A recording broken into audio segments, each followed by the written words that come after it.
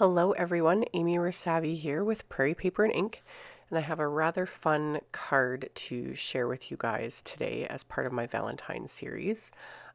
As of the beginning of January here, I am now on the design team for AmyR's ribbon. So we are doing a blog hop with CardMarker magazine, so check out the link below the video to my blog post. There'll be all the info about the hop and all that kind of stuff. There's tons of inspiration going on with this. And yeah, wanted to use some ribbon on my card. So I pulled out the tried and true, this is the 3/8 inch sheer ribbon with polka dots, which I'm almost positive this is the very first ribbon I ever bought by AmyR, and I now own full spools of every color. Because yeah, it's been close to 10 years, I think, since I started getting this ribbon, and I love it. So I was kind of brainstorming ideas and decided why not use several of them on one card. So I've got the sheer burgundy, the light pink, the fuchsia, and the red. And I'm just wrapping them around a piece of white cardstock that I die cut with the largest die from MFT's Blueprints 1 Dynamics, and wrapped each piece around and taped each piece down separately. It was easier to do one piece at a time rather than do like all four, trying to hold them and keep them straight and all that.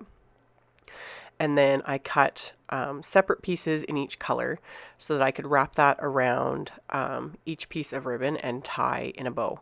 And this is why I love this ribbon so much. The width is perfect for cards, and the type of ribbon and being a little bit sheer, it just ties really easily. I try and keep things a little bit looser while I'm adjusting and getting the way I want it. Because if you pull too tightly because of the nature of the ribbon, you can like distort the ribbon, if that makes sense. So I just fiddle with it a bit until I get it the way I want it. And one tip I also have is to pinch the center of the bow while you're pulling on the tails and on the bow ends to, adjust it and everything else. Is I hold the center of the bow. I give it a good pinch just to keep from completely undoing the bow and having to redo it over and over again.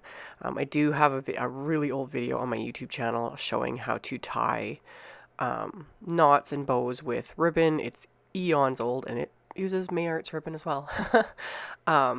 But yeah, the biggest advice I can give is practice. I've tied hundreds and hundreds of bows over the years on all my cards. So the more you do it, the better you get at it. And another thing that really helps is really sharp scissors. I keep separate scissors that I use just for like fabrics and ribbon, because the sharper they are, the cleaner they cut. So once I had all my little bows tied, I was able to kind of adjust where I wanted them on the card front here. And then I die cut some black licorice cardstock with the Lawn Fawn Scripty Love Lawn Cuts die. So I die cut it 3 times. And then I just grabbed some scrap grid paper here to lay these the die cuts on, because I'm working on a black craft mat and I can't really see what I'm doing. So I just grabbed some scrap paper.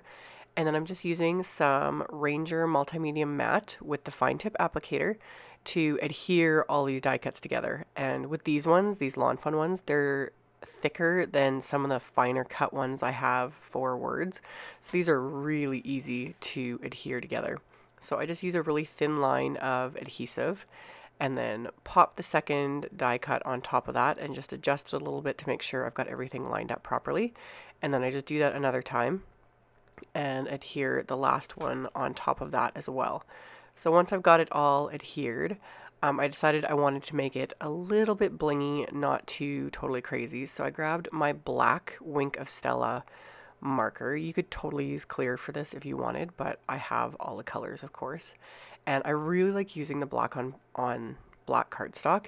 It just has a different type of shimmer than it gives, I don't know, more shimmer, and it also intensifies the black than just using the clear one would. So I paint that really generously. I think I did a good 2 coats with that. And then I turned on one of my overhead lights so you can just see it's got this gold shimmer. Oh, it's so pretty. Love it. And of course I couldn't leave well enough alone, so I wanted to add some gloss to it as well. You could use glossy accents for this, but I have my clear Pico embellisher. And again, if you wanted, you could have used the shimmer Pico embellisher, which kind of same idea rather than using Wink of Stella and that. Or if you wanted more shimmer, you could use the shimmer on top of the Wink of Stella. But I just decided to use the clear. I saved the shimmer for other projects because I don't think it would have really made that big of a difference. So really the Pico embellisher, if you're not familiar with it, it dries not quite as dimensionally as glossy accents, and it dries a little bit faster. It's a bit more of a runnier product. And when I'm done using it, I squeeze out to make sure there's just air in the tip. I squeeze that out onto a baby wipe and then make sure to reapply. The cap has a really fine wire in it that keeps these from getting clogged, which is another reason why I love these Pico embellishers. Love them. So set that aside to dry. I could have done that as the final step, but I was kind of flying by the seat of my pants here. So I set that aside to dry and then just worked on the rest of the card. So I've got my white card base, which was 4 1/4 by 11 inches, and I scored it at 5 1/2 with my Teflon bone folder.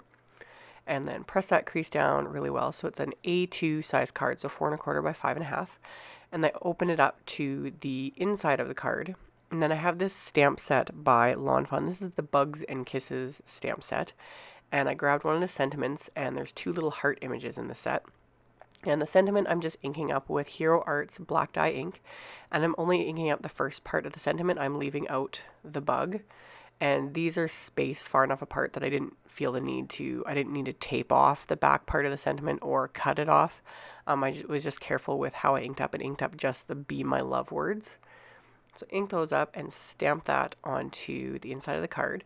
And then I found 4 dye inks that are very close matches to the ribbon I used on the front of the card. So it's My Favorite Things, Paver Red, Razzleberry, Wild Cherry, and Pink Lemonade inks. And I went a little bit nuts stamping the hearts. I was only going to do a few, and then I just couldn't stop myself and basically did a heart explosion on the inside of the card just for fun. So stamp the 2 different sizes of hearts in all those different inks to create this fun little inside to the card. And once that was all done and the die cut was completely dry, I'm going to use my multimedia mat again to adhere this to the card. So squeezed on a decent amount. I try not to be too generous with it because I don't like it when it oozes out everywhere, but that's a nice thing with the matte adhesive. If it does ooze out at all, you're not going to be able to see it because it doesn't dry glossy. But I squeezed on a good amount and then press that down really well right over the ribbon. And off camera, I set this aside and actually set something heavy on top of this just to keep it pressed down since I'm adhering it over something like ribbon, and let it sit for a while to fully dry. And then as a final little embellishment, I grabbed some pretty pink posh, clear, sparkling sequins that I am obsessed with now that I've finally got my hands on them. These sell out everywhere quite frequently because they're so popular. So I placed them on my card front where I wanted them first, and then I just squeezed out little dabs of the multimedia matte to adhere them to my card front. And then again, set it aside to dry. Once it was dry, I applied foam tape to the back of this card panel. So got the foam tape in place, then peeled off the backing, and then I'm going to adhere this to the actual card itself. So that's where the Blueprints die cut that I'd used die cuts the card panel. It's slightly smaller than an A2 size card, so I've got a nice little bit of a border and some dimension. That's all there was to it.